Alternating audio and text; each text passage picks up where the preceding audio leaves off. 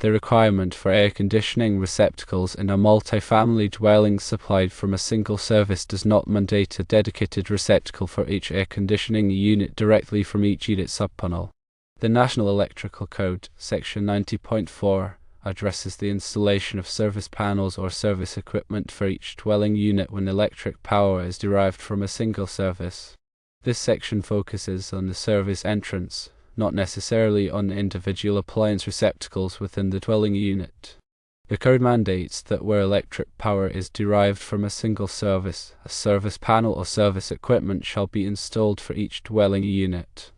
This service panel must be located within 6 feet of the point of entry, accessible according to Section 110.26, and provide sufficient space for the fuses or circuit breakers as required by Article 240.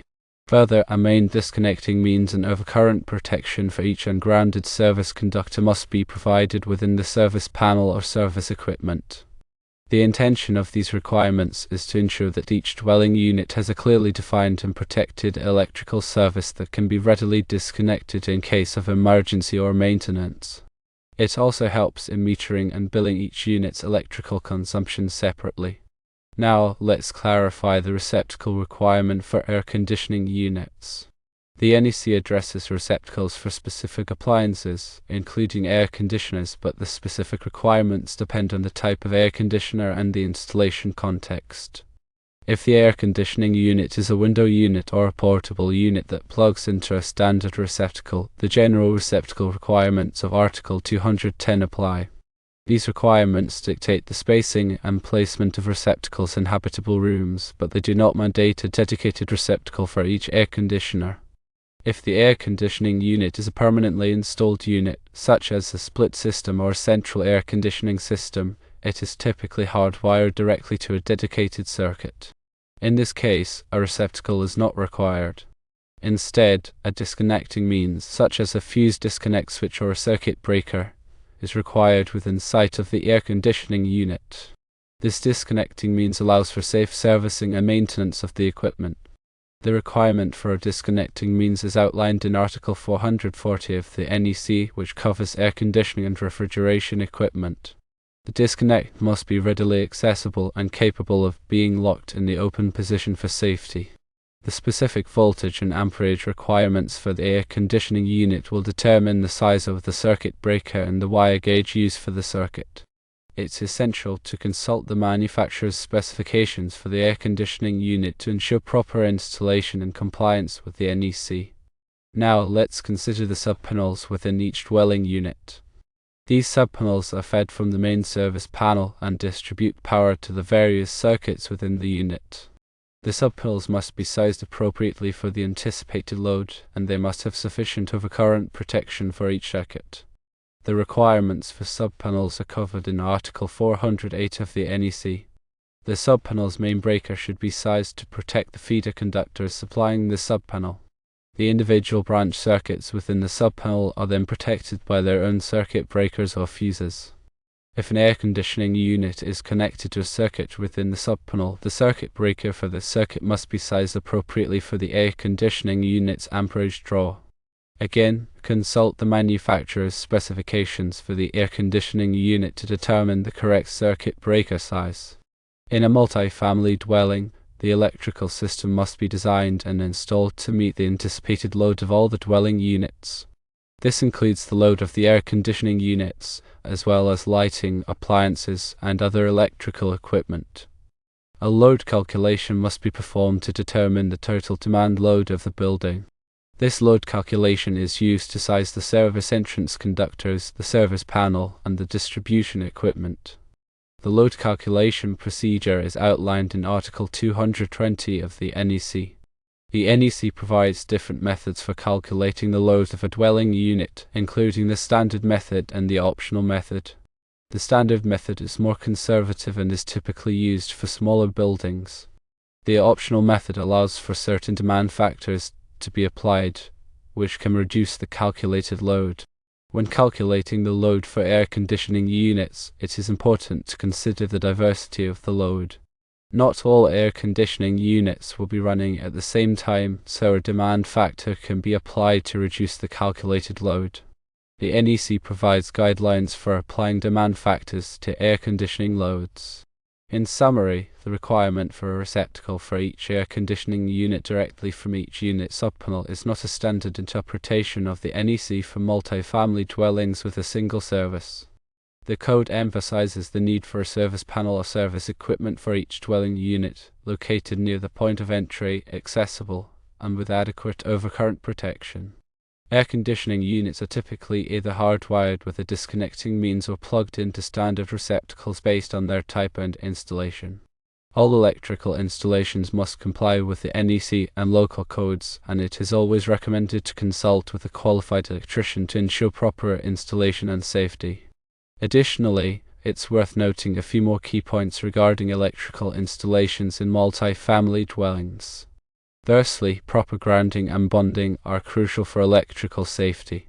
The grounding system provides a path for fault current to return to the source, which helps to trip the circuit breaker and prevent electrical shock.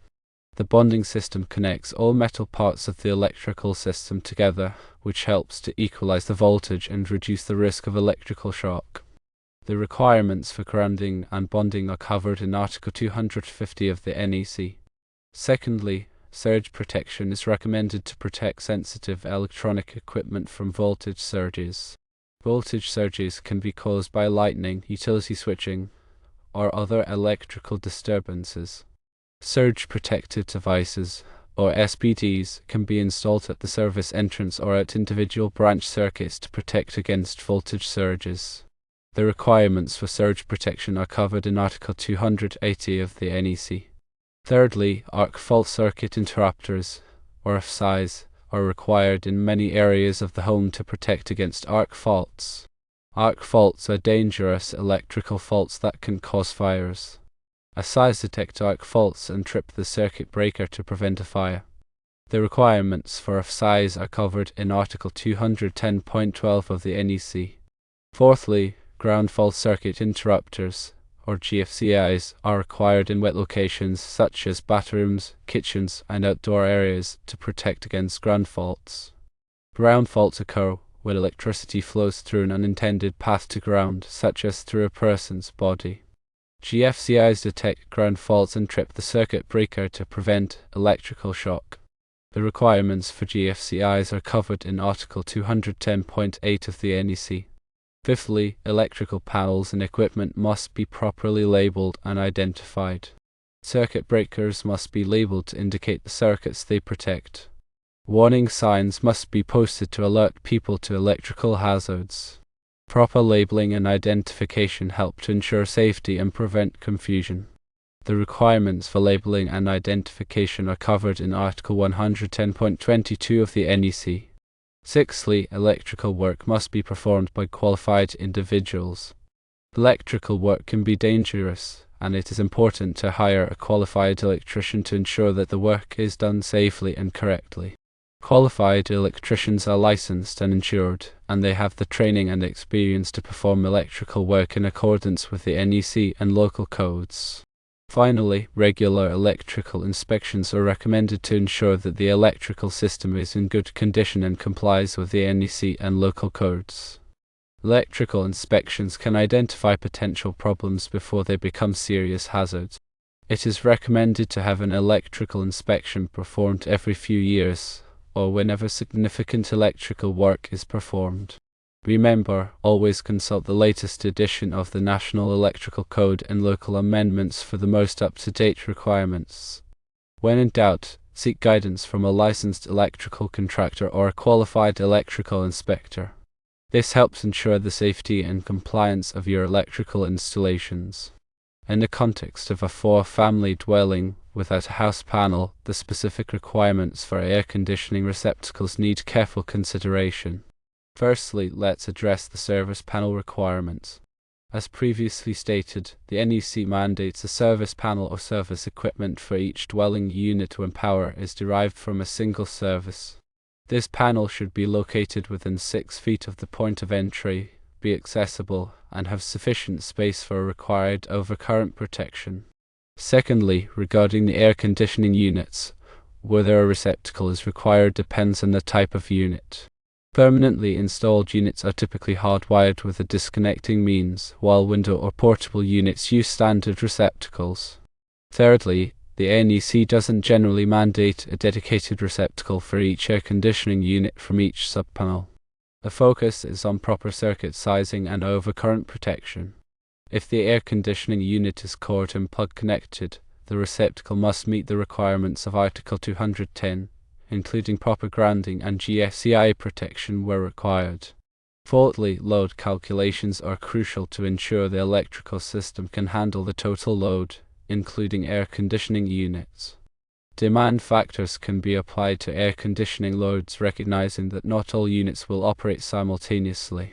Fifthly, subpanels within each dwelling unit distribute power and require appropriate sizing and overcurrent protection for each circuit. The circuit breaker for an air conditioning unit must be sized according to the unit's amperage draw. Sixthly, grounding and bonding are essential for electrical safety. Proper grounding provides a path for fault current, and bonding connects metal parts to equalize voltage and reduce shock risk. Seventhly, surge protection is recommended to protect against voltage surges, either at the service entrance or at individual branch circuits. Eighthly, FSIs are often required in various areas to protect against arc faults and prevent fires. Ninthly, GFCIs are required in wet locations to protect against ground faults and electrical shock. Finally, proper labeling of electrical panels and equipment is vital for safety and identification. In a scenario where a four-family dwelling lacks a house panel, it's important to determine how the electrical service is currently configured. If each dwelling unit has its own service entrance and meter, then each unit should already have its own service panel or service equipment that meets the NEC requirements. However, if the building has a single service entrance and meter, and the power is then distributed to individual dwelling units without proper service panels, this would be a violation of the NEC. In this case, the building owner would need to install a service panel or service equipment for each dwelling unit, as required by the code. This would involve running new service conductors from the main service entrance to each dwelling unit service panel. The service panels would need to be sized appropriately for the anticipated load of each dwelling unit, and they would need to have sufficient overcurrent protection for each circuit. The installation of new service panels can be a complex and expensive undertaking, but it is necessary to ensure the safety and compliance of the electrical system. It is important to hire a qualified electrician to perform this work. In addition to the service panel requirements, it is also important to ensure that the wiring within each dwelling unit is up to code. This includes the size and type of conductors, the overcurrent protection, and the grounding and bonding. If the wiring is old or in poor condition, it may need to be replaced. It is also important to ensure that all electrical outlets and switches are properly installed and grounded. If there are any exposed or damaged wires, they should be repaired or replaced immediately. Electrical safety is paramount, and it is important to take all necessary precautions to prevent electrical shocks and fires. If you are not comfortable working with electricity, it is best to hire a qualified electrician to perform the work. Remember to always turn off the power before working on any electrical equipment. Use insulated tools and wear rubber gloves. Never work on electrical equipment in wet conditions. If you see any signs of electrical problems, such as flickering lights, sparking outlets, or a burning smell, call a qualified electrician immediately. By following these guidelines, you can help to ensure the safety and compliance of the electrical system in your four-family dwelling. Always prioritize safety and seek professional help when needed. This approach will help to ensure the long-term reliability and safety of the electrical system for all occupants.